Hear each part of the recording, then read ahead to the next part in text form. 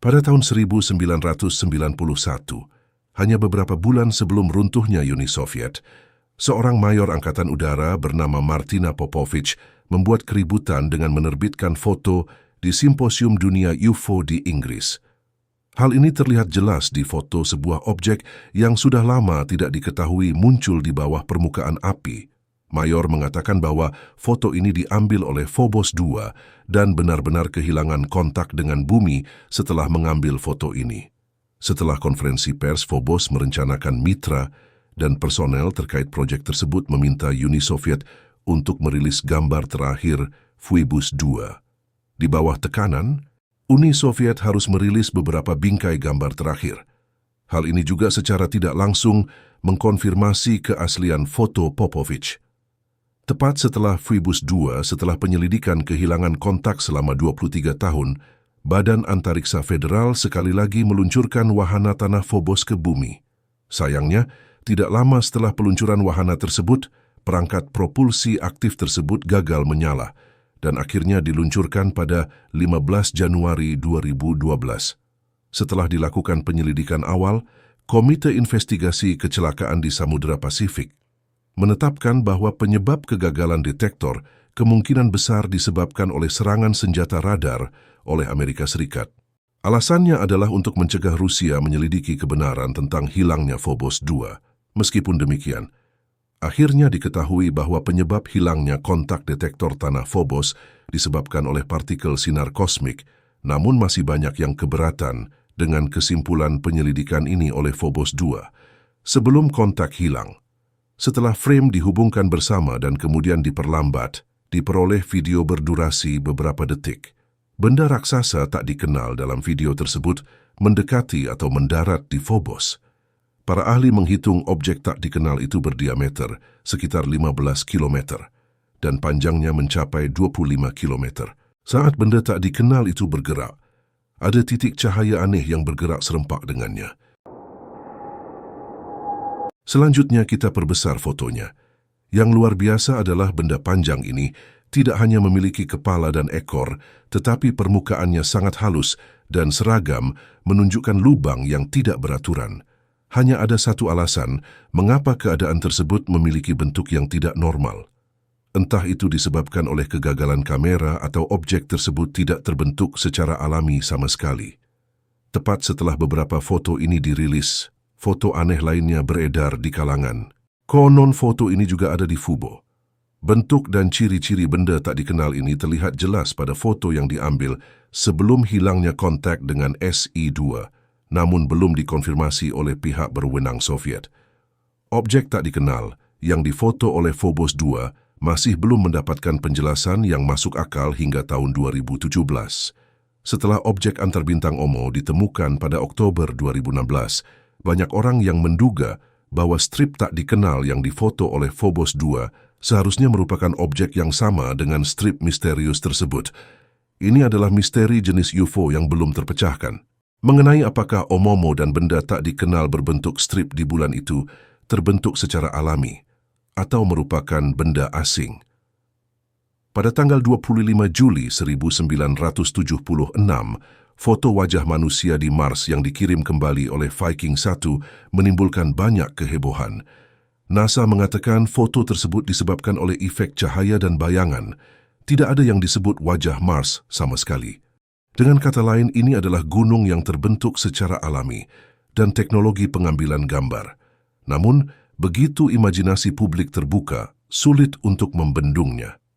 Hingga saat ini, masih banyak pihak yang sangat percaya dengan wajah manusia di Mars. Di antaranya adalah lembaga swadaya masyarakat bernama Mars Independent.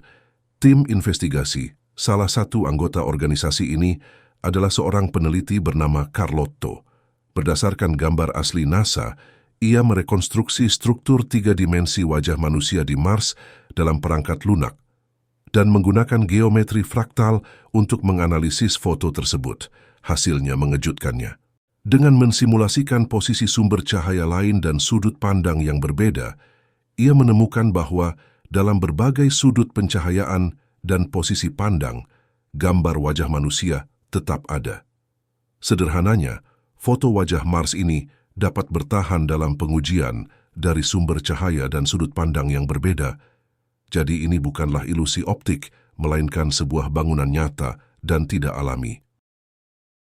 Begitu hasil penelitian Dr. Carlotto diumumkan, kembali mengejutkan seluruh dunia ilmiah. Dunia manusia kini benar-benar mendidih. Jika hasil penelitian Dr. Carlotto benar, berarti tidak hanya manusia di tata surya. Yang lebih mengerikan lagi adalah The Great Filter Theory mungkin mendominasi arah peradaban manusia. Untuk membantah rumor tersebut, NASA merilis foto wajah manusia yang diambil oleh Mars Global Surveyor pada tahun 2001. Namun, garis besar wajah Mars tersebut tidak sejelas sebelumnya, dan malah tampak seperti bukit kering dan retak. Timbul pertanyaan, mengapa teknologi fotografi pada tahun 1976 sangat berbeda dengan tahun 2001? Apakah karena teknologinya sudah memburuk? Para peminat tidak percaya pada foto tahun 2001. Setelah proses teknis apapun bertentangan dengan bantahan NASA atas rumor tersebut, kejadian wajah Mars menjadi lebih rumit dan membingungkan. Dr. Carlotto menganalisis foto tersebut dan segera menemukan beberapa petunjuk. Tidak hanya wajah Mars tetapi bahkan sekelilingnya. Banyak objek di seluruh wilayah sedunia menunjukkan jejak konstruksi buatan. Yang paling jelas adalah ditemukannya beberapa bangunan yang diduga piramida. Bentuk bangunan bersudut sangat mirip dengan piramida segi 5. Ini adalah yang paling banyak. Struktur bangunannya yang mirip piramida sama persis dengan susunan piramida di bumi. Mereka dirancang sesuai dengan posisi matahari pada titik balik matahari musim panas dan orientasinya selaras dengan fisik kutub utara dan selatan di planet asal. Jika kesimpulan Dr. Carlotto benar, maka pasti ada peradaban yang sangat maju di Mars pada zaman kuno, dan peradaban mereka pasti ada hubungannya dengan bumi. Namun, penelitian Carlotto tidak mendapat tanggapan apapun dari NASA. NASA sekali lagi merilis foto definisi tinggi yang diambil oleh Mars Reconnaissance Orbiter ke dunia luar. Penjelasannya sama seperti sebelumnya. NASA bersikeras bahwa wajah dan piramida Mars adalah ilusi yang disebabkan oleh cahaya. Dari sudut penjelasan NASA, apakah masuk akal?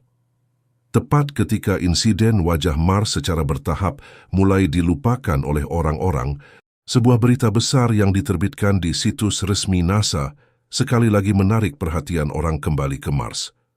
Pada tanggal 27 September 2015, NASA mengumumkan secara terbuka di media massa, konferensi penjelajah Mars Curiosity menemukan sisa-sisa saluran sungai antara bagian utara kawah Gale dan dasar Gunung Sharp. Dan berdasarkan temuan yang ada, disimpulkan bahwa air kemungkinan besar masih ada di Mars dan masih mengalir. Menurut pemahaman kami saat ini, tentang bentuk kehidupan adalah bahwa air merupakan elemen yang sangat diperlukan bagi keberadaan kehidupan. Penemuan bukti keberadaan air di Mars tidak diragukan lagi. Memberitahu kita bahwa kehidupan seharusnya sudah ada di Mars sejak lama sekali, dan bahkan mungkin ada air di bawah tanah. Keberadaan mikroorganisme. Semakin banyak bukti yang ditemukan, tidak hanya air yang ada di Mars, tetapi keberadaan metana juga telah terdeteksi kehidupan di Mars, tetapi dibutuhkan waktu yang sangat lama bagi satu kehidupan untuk berevolusi menjadi kehidupan maju. Kondisinya sangat sulit dan kemungkinan menghasilkan sebuah peradaban sangat rendah.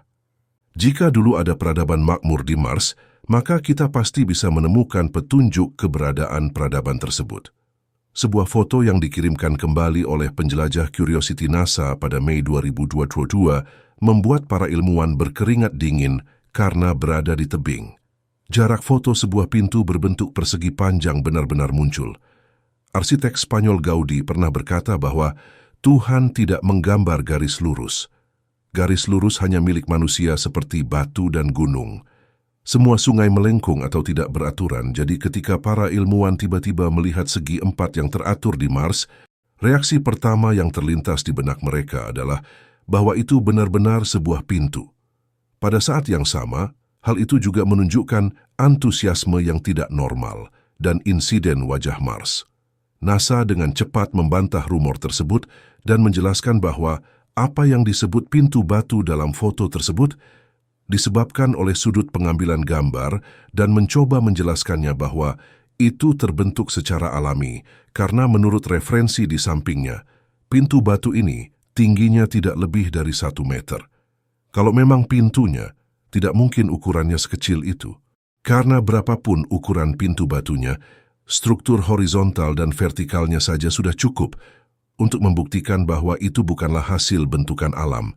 Dan meskipun ukuran pintu ini tidak memungkinkan penduduk bumi untuk melewatinya, namun ternyata artinya tinggi penduduk Mars dan penduduk bumi tidak sama.